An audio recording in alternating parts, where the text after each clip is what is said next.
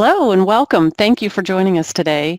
I'm Cindy Jones and I'm a principal with Vizient's Integrated Clinical Practice Solutions, and I'm joined with two ladies that I've had the opportunity to work with over several years. And we're going to talk about aligning physicians, suppliers, and executive leaders, and in particular talk about a case study that had to do with total joints. So I'd like to introduce our speakers. First, we have Leslie Flick, who's the Executive Director of Health Future. And Health Future is a member-owned healthcare consortium that focuses on quality improvement, margin enhancement, and cost reduction through shared goals of their members. And also we have with us Jen Wielander. She's the Chief Financial Officer of St. Charles Health System, which is headquartered in beautiful Bend, Oregon. Jen's been with St. Charles over 10 years, and she addresses the financial health of the system and oversees supply chain in 4 other departments. So I'd like to get us kicked off and learn a little bit about what was the opportunity and what led us to work on this. So Leslie, if you'd like to get us started. Whoops. Part of our process in having multiple owners is to take a look at what their work plans and needs are relative to their next fiscal year, as well as take a look at our contract portfolio to determine when we have opportunities to approach markets again, and then look at data, basically, to understand where some of those opportunities might lie. As part of that process, we actually identified total joints as a necessary initiative for 2020. As we did that, part of what we felt we wanted to do this time was focus more on physician engagement and transparency with our vendors. And to that end, Jen Wielander, when we looked at St. Charles, Jen actually had some deeper information relative to cost of providing that care and cost per case that she wanted to share as well, and that prompted us to move forward with St. Charles as the primary and starting a facility for this particular initiative. So Jen, if you wouldn't mind talking a little bit to how you determined we needed to move forward. Certainly. So obviously physician preference items and orthopedics and total joints are a really important part of any hospital's book of business. And we go through a periodic review of our vendor contracts, looking at the implants and other cost components. And so we knew, as Leslie pointed out, it was time to relook at the market, understand what the opportunity was. And so Vizient is very helpful to us in sizing the market at a kind of a macro scale. We then dive into looking at our particular volumes and understanding what the impact may be. And then we put together a program for how we're going to run a total joint initiative. And I believe Cindy has a number of questions to kind of guide us through that, but there's data prep, there's alignment, there's vendor engagement, physician engagement, and ultimately contracting. And we hit on all of those over the span of about a 3 to 4 month period. Yeah, thank you, Jen. So tell me a little bit about the data that you used in this pre-work phase. What types of things did you look at? What did you do? And what did it tell you? So from a data perspective, Vizient is very helpful in identifying our market pricing, looking at our spend by vendor, by joint, and also using their resources to look at what others are experiencing across the country. So we have some high-level guardrails that we know what the opportunity may be. We also look at our market share and understand if we think there's an opportunity to create more savings or value by market share shifts. What was important in this initiative was going a level deeper. St. Charles has a very robust cost accounting system. And what that enabled us to do was to actually look at each joint, hips, knees, and shoulders, and determine for our primary payers, which were largely Medicare and Medicaid, what is our direct and total margin on a joint based on our current pricing. And if we were able to achieve better pricing, how would that change? So we were able to have detailed conversations at what is our margin on Medicare, what component of our cost is the implant, and how can this initiative influence that implant cost. And that was meaningful not only internally, it was meaningful when discussing this initiative with our physician partners and with the vendors as well, Cindy. So I think the important piece that St. Charles brought to the table as well that was a little unique in our system was their level of alignment with the particular physicians that were going to be a part of this particular initiative and gaining that alignment. And Jen, I think that's a really important part of the story, is that as you educated your physicians, they too sought to educate, I think, the suppliers to some degree. And it really formed a level of transparency, I think, that we had never achieved before. And a level of being able to speak directly to what we understood our needs to be and how we needed to depend on suppliers to assist us with that. And certainly I can share a little bit about the construct of engaging our physicians. There were really three pieces to it. We have an orthopedic co-management agreement for our ortho service line.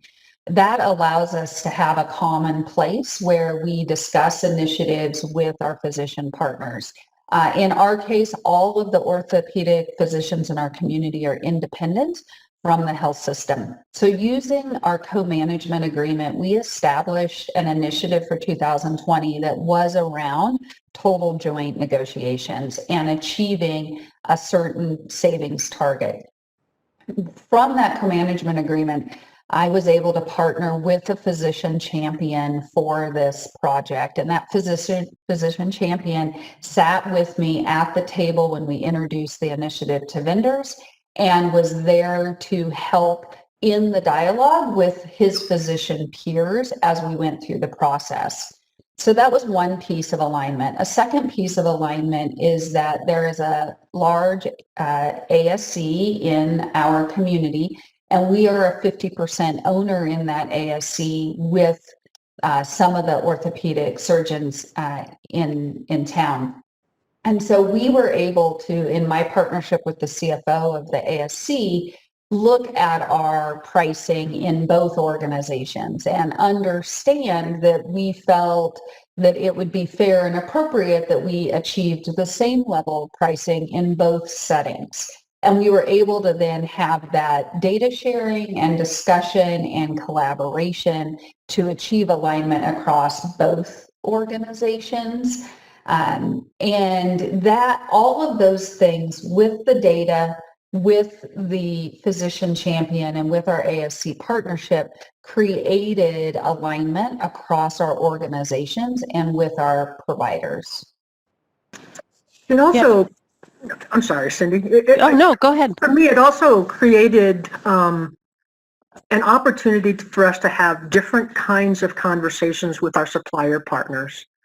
And I think that's those surgeons being very educated about what was driving the need and then incorporating that across a business model, if you will, of the ASC where they have a different understanding of economics than perhaps they do with the hospital. And then us being able to have a conversation with our vendor partners about that. The surgeons knew that if they were asked questions, they had conversations already, and they basically were able to say, you know, we are supporting this because we feel this is the right thing to do and the right direction to go. And quite honestly, we need to preserve healthcare in our organization and in our community. And it was a different approach because of that very intense alignment across business lines as well as different levels of participants in healthcare delivery. I thought that really worked well. I would add on, there were three things that we did from a stage setting perspective that I think were very important. The first was at the very beginning of the initiative, we created what we not so creatively call a one-pager because it all fits on one page. And that one pager describes the purpose of the initiative, which physician champions and administrative champions the project has, what our targets are, what our timeline is, what the process is, and who to direct questions to. And we take that one pager and we distribute it across our hospital leadership. We distribute it to the physician practices that are involved and across our perioperative services so that everyone is understanding what we're doing, when we're doing it, and what we intend to accomplish. The second piece that sets the stage is we issue an RFP. At the very initiation of that, we actually ask all vendors, suppliers who are going to participate in the RFP to come together and review the situation with us. We happen to have the fortune of kicking this off pre-COVID. So we were able to do this in person in the past, but what we did at the vendor kickoff is set the stage on who St. Charles is, what is our payer mix, what are the pressures that we have as a nonprofit healthcare system, what do the economics of a total joint actually look like in our organization? What does margin on Medicare mean to us? What is the component of the total cost of a case that is the implant? And then with us all having a shared understanding of that and ask for the vendors to participate in helping us bring greater value to our community. We all have a role to play in making healthcare more higher quality and more affordable. So setting that stage and then outlining for the vendors the actual, what I call rules of engagement. When we're going through an RFP, we have expectations about communication flows, about who is point of contact, and that we want everyone to bring their best intentions to the table and authentically negotiate and work to meet our objectives. So those two stage setting things were really important to the initiative, in my opinion. Yeah, I just wanted to emphasize, emphasize the importance of the way St. Charles and Jen has handled that supplier meeting. I've had the opportunity to work with many of these engagements over the years, and Jen really set the stage to partner with suppliers, open up discussions, be very open and honest about the financial plight of the hospital, and shared a lot of information and gave a venue for discussion that I think suppliers don't often have. And that really set the stage, as Jen said, for success. I agree. That was really key. Those of us that are in supply chain and in that role, it's really an uphill battle for us to walk that path without an executive at our sides. And this was the first time that we really had an executive engaged from day one. And Jen did an amazing job of making sure that she was shoring us up and allowed us to have easier conversations. So thank you very much, Jen. Easier conversations with our vendor partners about, look, this is where we need to get. Help us help you become successful so that we can walk this path together. And I think that that's what's been lacking in a lot of initiatives, is being led by an executive to allow supply chain to actually maximize their skills because of the CFOs or an executive support along with the surgeon's knowledge. Yeah, and Jen, you not only led the engagement, but you also brought alongside of you the other executives in the organization. For example, at the supplier meeting, the CMO was there. You had someone from representing legal, so the contracts were there. The suppliers had access to all the executives across the organization. It showed that shoulder-to-shoulder alignment, which was very, very impactful. We did. Our chief legal officer, our chief medical officer, our chief operating officer, we were all partners in that, along with our senior perioperative team. And so that allows us to have a consistent message in responding, and a consistent way, a team that assesses the responses and decides how St. Charles can and will respond to the various components of the RFP, which we know is price, but it's also market share. It's also the value analysis process and the integration of that with what comes in and out of the hospital, the vendor representation. There's many components to it, and you do need an integrated team to be thoughtful about making the decisions. Yeah, let's talk a little bit more about the physician relationship, since that's so instrumental in this. How has your physician relationships changed, like with previous initiatives and even throughout this one? What's evolved over time? The things that have, I would say, advanced or evolved, I guess is a good word, is with a co-management agreement, it is a commitment at an organizational level to have a shared interest in the success of a service line. So that establishes a very strategic intent that we are going to work together. So that is a really important backdrop.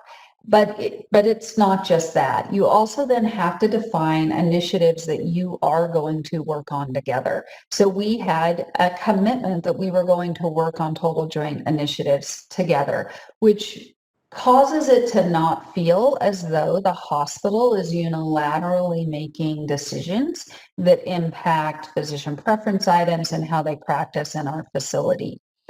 Then with a physician champion, I was able to sit down side by side at a table with individual physicians or in physician meetings and share transparently the results of the data, share transparently our cost data, and ask for where are we aligned? What can we shift on? What is a non-negotiable?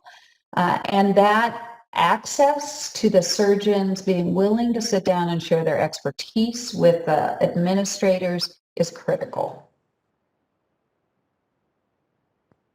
Yeah, totally agree. So what would you recommend if you had a colleague asking, where would you start in working with physicians in absence of the arrangement that you have at St. Charles?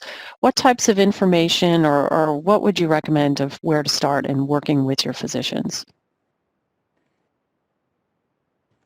What I believe is most important is transparency as always out of the gate.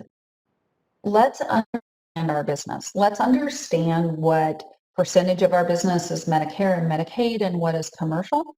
Let's understand where procedures are done of the total joints in the community, which are actually done in the hospital versus which are done in an ASC.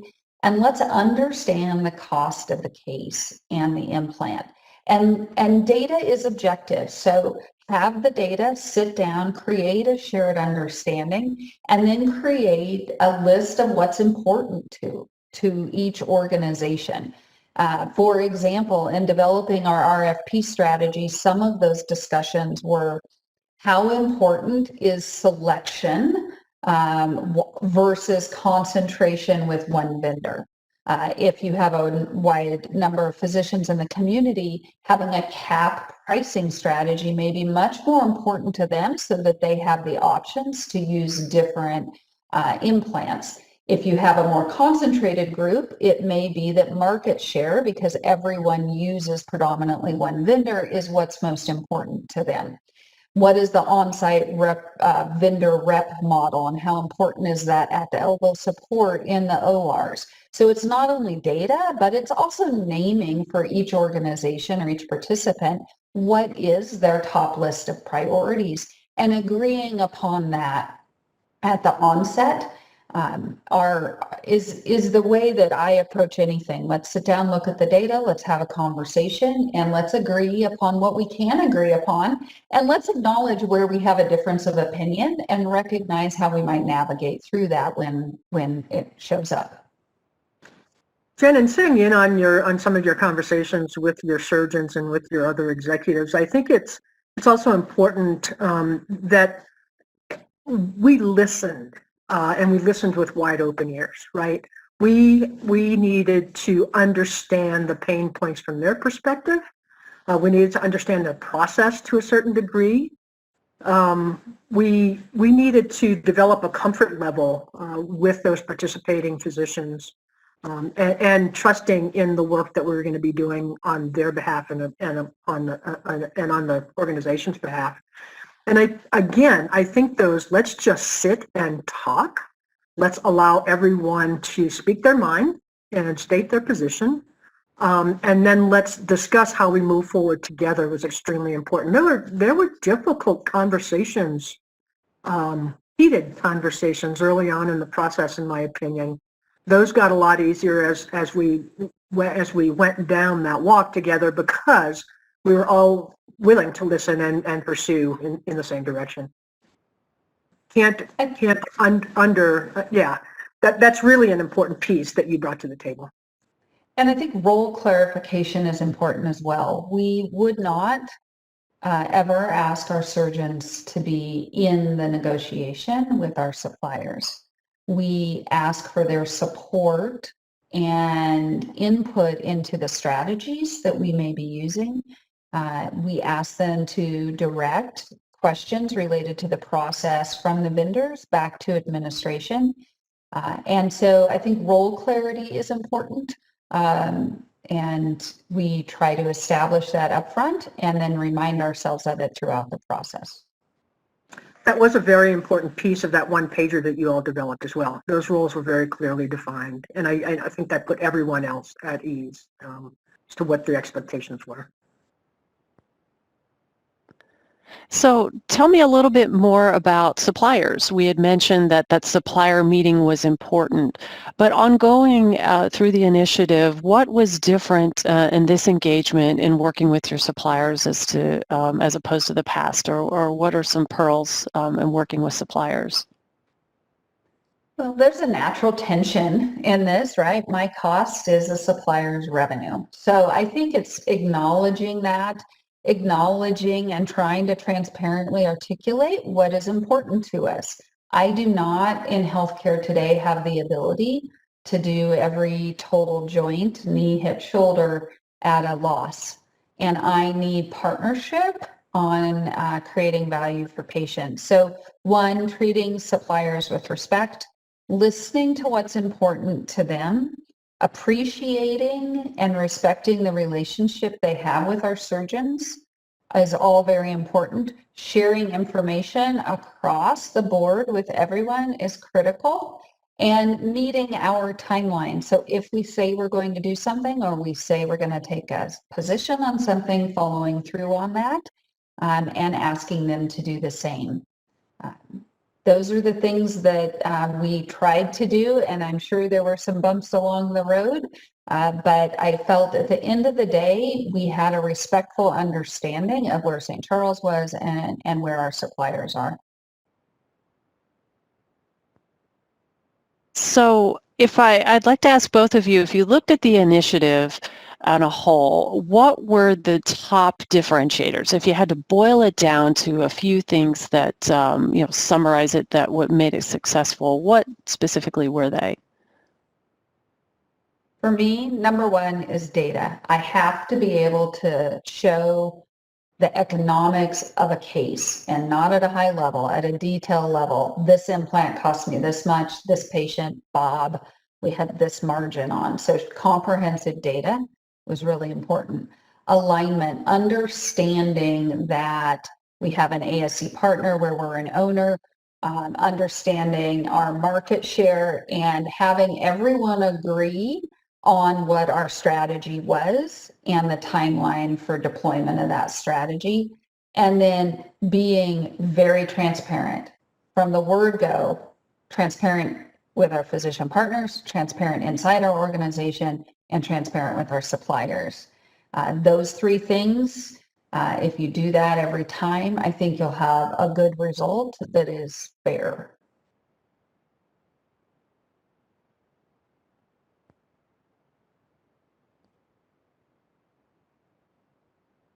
Leslie, did you have any other pearls, or did Jen hit them for you? It's hard to beat that list. No, I can't say it any better than Jen stated it.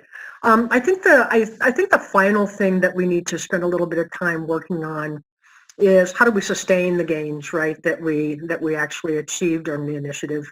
And we're actually working on that right now. It's very difficult to monitor on a continuous basis, and a lot of it is because of some data that might be lacking. But to monitor on a continuous basis, how are we doing toward meeting those goals that we set as part of our strategies? How are we doing on achieving cost savings? How are we doing on shifting utilization or shifting where we actually perform certain procedures? What were the goals that we set? What were the things we agreed on, and how are we tracking with that? That seems to be the last piece that we need to find a way to bring to the table. Like I said, we're working very diligently on that, and we will be continuing to do so. And hopefully someone will find the answers to those questions so that we can share some of those successes as well. Yeah, thank you, Leslie. I wanted to point out we've put a poll up on the screen. I'd love to hear from the group a little bit about what is your level of physician engagement at your institution. So if folks could respond to the poll, I think it would be interesting just to share with the group. And while the poll is up, I wanted to, if anyone has questions, love to, we take just a moment to answer them, or if we receive some afterwards, we'll respond to those as well.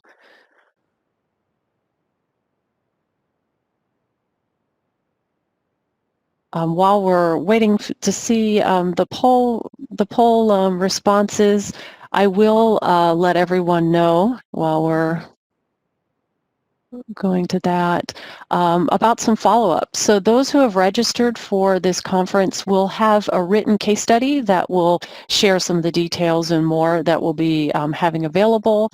I also have a blog where I'll talk specifically about data to engage physicians. So those 2 follow-ups will be available to you. And of course, always you can contact me as well. So with that, we'll see if we have any polling results yet. We do have a little bit of polling results, and it looks like the majority of the group is really on the 33% has that active involvement on within the VAT process or service line initiatives, or those informal discussions with physicians. Those are the most common levels of physician alignment. So thank you for those who participate in the poll. That's always interesting to me to understand where folks are at. So thank you so much for joining us for this session. I really appreciate our speakers, and I appreciate you, those of us who have listened in, and please feel free to shoot me any questions. If you have some follow-up, we'd love to talk with you, and we'll look forward to sharing those resources for you. So everyone, have a great afternoon. Thank you very much. Bye, everyone.